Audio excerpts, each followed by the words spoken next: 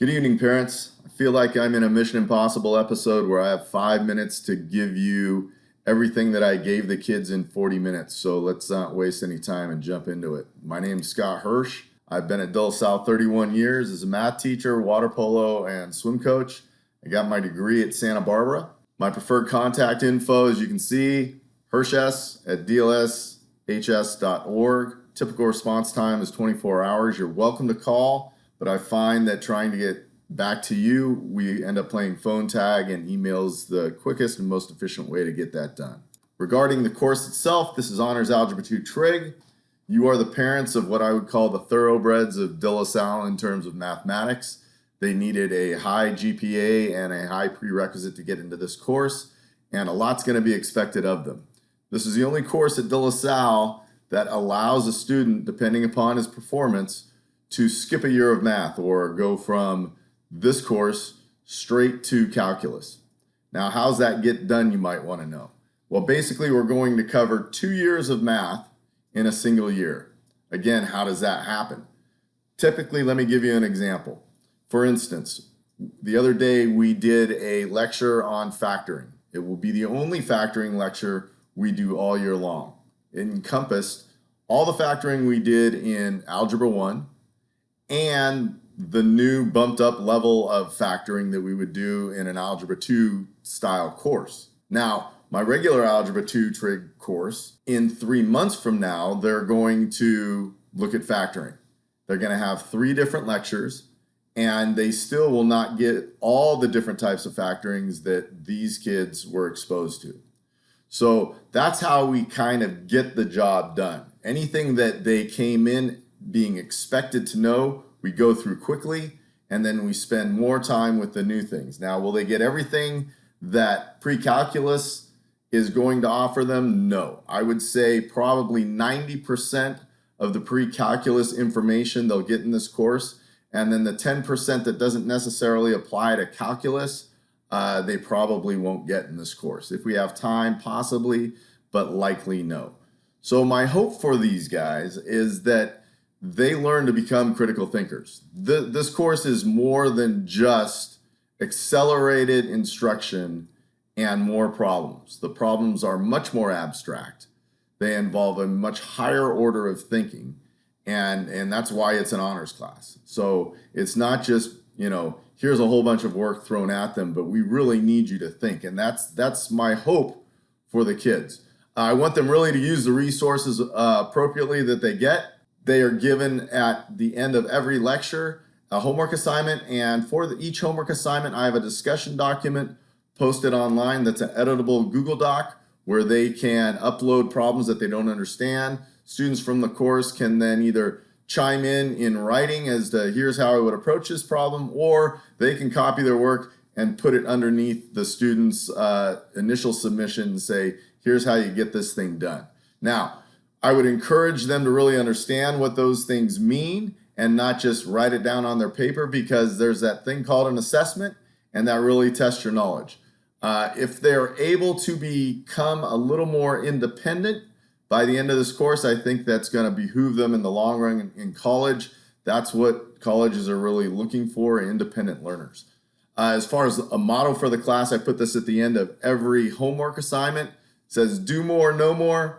Perfect practice makes perfect, and you don't know it until you do it. And notice the you, bold, underlined. As far as doing more and knowing more, mathematics is a tactile thing. You need to actually work at it. You need to write problems down. Watching somebody do mathematics is great for some people, but I would say that's less than 5% of the population.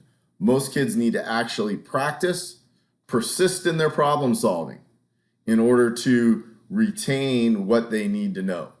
And when I talk about persisting, that means getting it done enough times where you become perfect at what you're doing. And like that leads into the next statement of perfect practice makes perfect.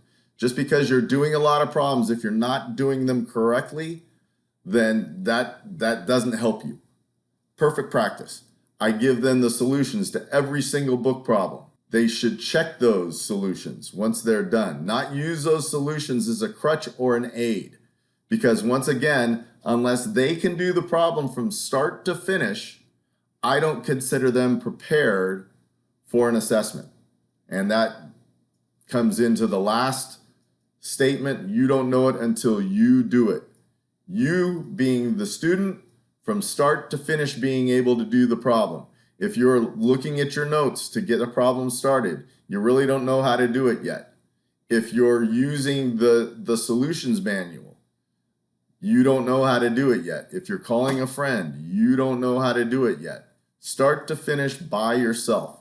And if they can do those things, I think they will get much, much better as a math learner. In terms of the distance learning and hybrid class agendas, administration has asked that we not lecture in our courses. Too much screen time. So what we're to do in our courses is to review the theory we've given as online instruction, and then review any homework that's been assigned and review either problems they post up on the discussion document or problems that might come up during class. And then once we're done with that, I release the kids. That can go anywhere from 20 to 45 minutes up to an hour. Once those kids are released, they're free to do whatever they want, work on the next assignment, so be it. Those who wish to stick around and ask more questions, they're more than welcome to do so, and we'll try to get some more stuff done then. As far as tutorials go, because of distance learning, obviously we can't walk into somebody's classroom and get some help.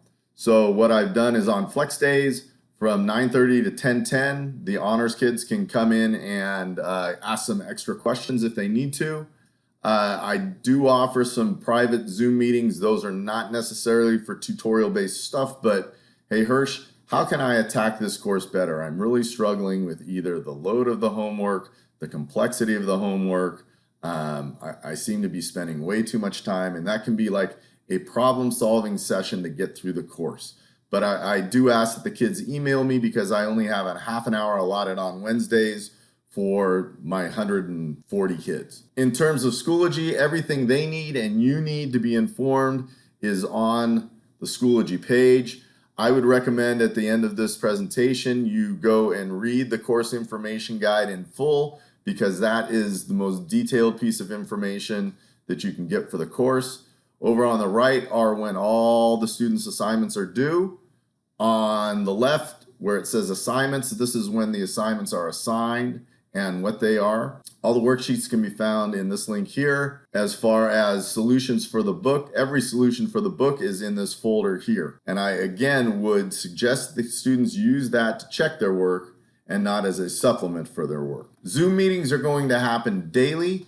So depending on whether your student is in period 3 or period 5, they could be Mondays and Thursdays or Tuesdays and Fridays. The homework is assigned daily. And we'll have assessments. Again, for the period 3 class, those assessments are going to be on Thursday. For the period 5 class, those assignments are going to be on Friday, and those will be at the end of the period. I think I've run out of the 5 minutes I was allotted, so thank you very much for listening. If I didn't give you enough, like I said, read the course information form, and if you still have questions, feel free to email and I'll get back to you. Thank you.